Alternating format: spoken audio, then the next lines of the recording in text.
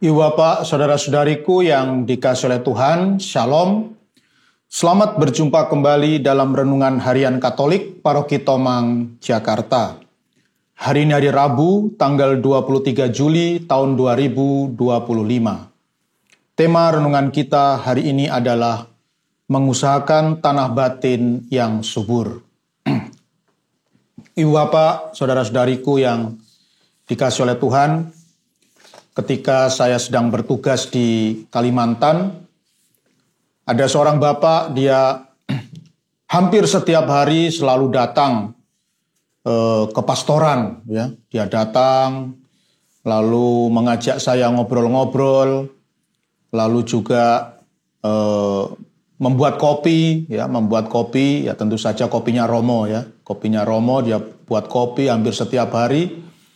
Dan juga mengajak Romo ini ngobrol-ngobrol, ya, seperti Romo ini tidak ada pekerjaan begitu, ya. Jadi datang ke pastoran, ya, minta kopi, lalu mencari Romo untuk diajak ngobrol, ya. Bahkan tidak jarang dia juga pinjam uang, ya, pinjam uang kepada Romo. Bayangkan, ya, sepertinya Romo ini seperti koperasi saja, ya, koperasi simpan pinjam gitu, ya, dan tidak pernah dikembalikan. Nah, itulah. Maka satu hari saya pun menjadi tidak tahan, dan saya bertanya kepada bapak ini, ya. Bapak ini setiap hari, ya, bapak ini setiap hari selalu datang ke pastoran. Apakah bapak ini tidak butuh bekerja, ya? Padahal bapak kan punya istri, punya 3 anak, ya. Apakah bapak nggak butuh bekerja, ya, untuk menghidupi anak istri bapak, ya. Nah, bapak ini kebetulan adalah seorang petani, seorang peserta transmigrasi, ya. Dia ikut program transmigrasi dan mendapatkan tanah di Kalimantan. Dan bapak ini pun berkata, ya, kepada saya, ya, bagaimana saya mau bekerja, Romo? Saya dapat tanah 2 hektar. Tapi tidak bisa ditanami, ya, tanahnya tidak subur. Saya mau menanam apapun selalu gagal, ya. Meskipun luas 2 hektar, tapi ya tanahnya jelek sekali, Romo, nggak subur. Ya, daripada saya nganggur di rumah, lebih baik saya ya main-main ke pastoran lah gitu. Masa gitu aja Romo marah gitu, ya. Maka saya pun, ya, karena saya penasaran, ya, masa sih, ya, pemerintah itu kok benar-benar, ya, menyediakan tanah yang tidak subur kepada rakyat Indonesia, ya. Jadi mengundang rakyat untuk datang transmigrasi di Kalimantan lalu diberi tanah yang tidak baik. Masa seperti itu sih? Maka kemudian saya pun mengadakan survei, ya. Saya pergi ke stasi itu yang memang adalah daerah transmigrasi. Dan saya datangi itu setiap keluarga Katolik, ya, yang ada di situ. Memang harus diakui, ya, bahwa memang sebagian besar tanah di daerah transmigrasi itu memang tidak subur, ya, buruk, ya. Tetapi hal yang sungguh membuat saya terkesan, tidak semuanya buruk, ya. Ada beberapa petani yang, ya, umat Katolik juga, ya, dia ada beberapa, ya, mungkin 5 keluarga. Ketika saya datang ke ladangnya itu berbeda dengan ladang yang pada umumnya, ya. Ladangnya subur, ya, sehingga semua tanaman itu bisa tumbuh, ya. Bahkan ada pohon mangga, ada pohon durian, ada pohon pisang, ya, macam-macam, pohon sawo, rambutan, dan lain sebagainya. Pohon pepaya juga ada, ya. Dan saya menjadi heran kenapa tanah petani tertentu itu bisa subur, sedangkan pada umumnya sebagian besar itu tidak subur. Ternyata setelah saya berbincang-bincang, ternyata 5 petani yang tanahnya subur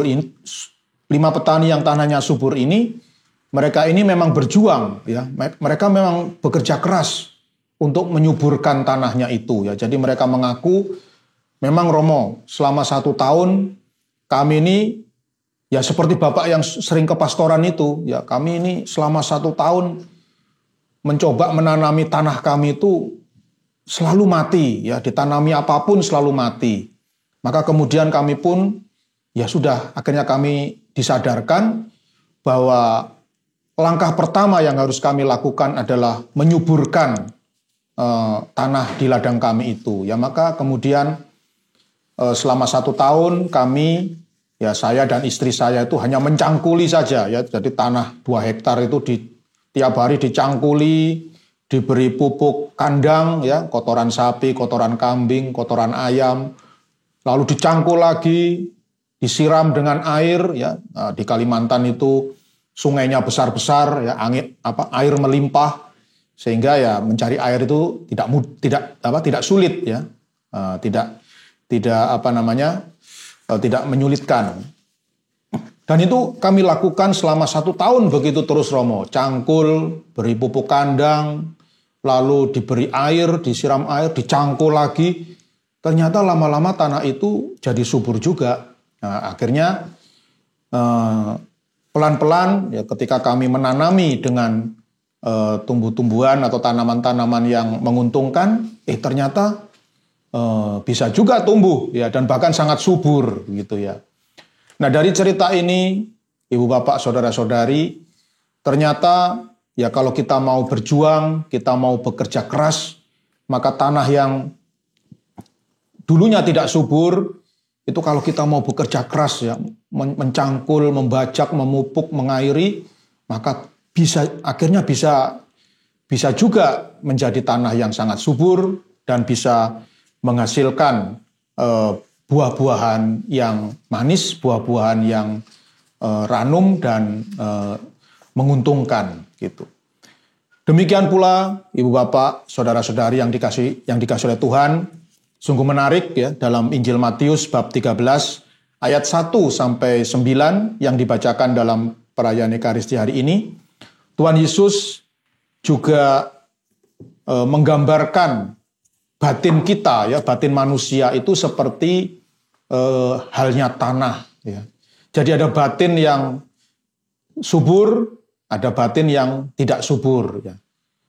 Kalau benih ya, jadi Tuhan Yesus memberi sebuah perumpamaan, ada seorang penabur benih ya, ada seorang penabur benih yang menaburkan benihnya, dan benih ini jatuh di 4 tanah yang jenisnya berbeda ya, di 4 tanah yang jenisnya berbeda. Yang pertama adalah jatuh di pinggir jalan.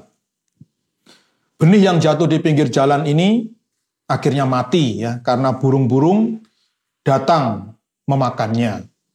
Lalu ada juga benih yang jatuh di tanah yang berbatu-batu. Dan benih yang jatuh di tanah yang berbatu-batu ini juga akhirnya mati ya, karena dikatakan tanah yang berbatu-batu itu tidak banyak tanahnya. Lalu benih itu pun segera tumbuh karena tanahnya tipis. Tetapi sesudah matahari terbit, layulah tumbuhan itu dan menjadi kering karena tidak berakar. Ada juga benih yang jatuh di semak duri ya. Nah, hasilnya mati juga. Karena di situ dikatakan semak duri itu makin membesar dan menghimpit benih-benih yang sudah ditabur itu dan akhirnya mati ya. Dan yang terakhir ya, jenis tanah yang terakhir ini adalah tanah yang baik ya. Benih yang jatuh di tanah yang baik, dia berbuah. Ada yang 100 ganda, ada yang 60 ganda, dan ada yang 30 ganda ya. Nah, jadi Ibu Bapak, Saudara-saudari, rupanya ya, jadi Tuhan Yesus menggambarkan batin kita ya, batin kita manusia ini sebagaikan tanah ya. Dan tentu ada yang dari awal sudah subur, tapi dari awal tidak subur ya. Tapi Tuhan Yesus mengajak kita untuk tidak boleh menyerah ya. Tuhan Yesus mengajak kita untuk pantang menyerah. Mungkin ya kalau orang lain diberi tanah batin yang subur, ya dia patut bersyukur. Tapi kalau seandainya kita diberi tanah batin yang tidak subur, nah itu jangan putus asa ya, jangan frustrasi. Nah, seperti petani yang saya ceritakan tadi, meskipun kondisi tanahnya itu tidak subur, dia berjuang untuk membuat tanahnya itu subur, ya, dengan terus setiap hari dicangkuli, diberi pupuk, diairi, dibolak-balik lagi, dicangkuli lagi, diberi pupuk, diairi, begitu seterusnya.